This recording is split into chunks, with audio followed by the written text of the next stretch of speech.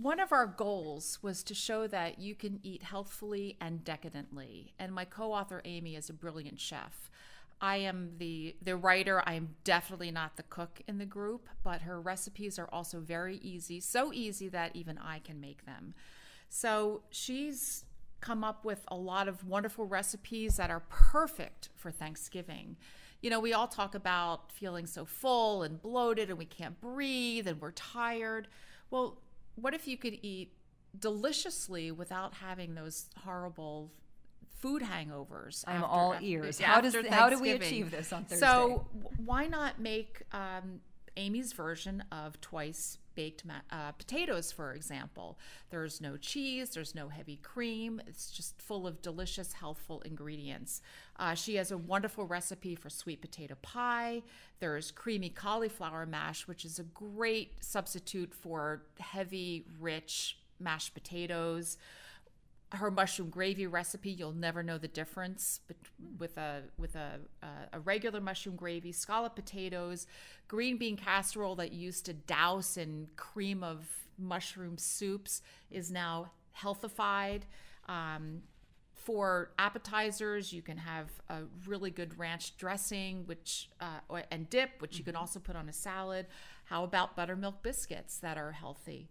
Without buttermilk? Almond milk and vinegar is the trick, and I guarantee you your guests won't know the difference. It can't be holiday season without great desserts. And you're talking about you can eat decadently this season, but also healthfully. So do you have any dessert suggestions for us? Neither Amy or I are into deprivation. We're both dessert lovers. We have terrible sweet tooth. So Amy created a lot of dessert recipes. I particularly love some of the ice cream recipes she created. You don't need a machine to make them.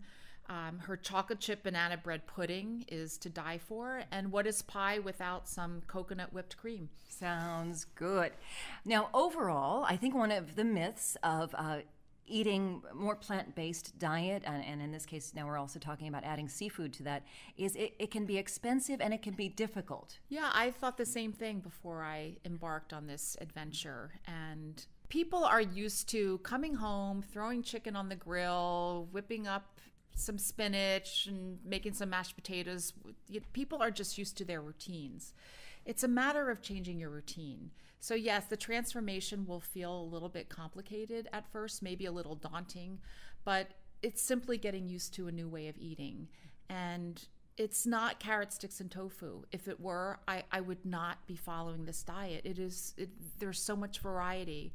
And I just hold myself up as an example of someone who fell in love with something that I thought was impossible. So it's much easier than you think. We all can afford to add more vegetables and fruits and nuts and seeds and beans and healthful things to our diet. So even if you don't want to go what I call whole hog vegan or segan, just start eating more healthfully if you can. Yeah, and one of the things you mentioned about the holiday meal is that bloating and that feeling groggy and like you need a nap. How does this sort of food help with energy levels, and why do we typically feel better when we eat better? Yeah, well, that's one of the first things I noticed. People say, well, how different do you feel? And the first thing I noticed was that I felt cleaner and more energized. And I'm also an exercise fanatic, and I found that I could go farther and faster and better with a diet that didn't feel like it weighted me down. We're talking with the author of Segan Eating and the Vegan Cheat Sheet. Both are available where? Your favorite bookseller, basically, on Amazon, on Barnes & Noble, online, and in Barnes & Noble bookstores, and in some boutique bookstores as well.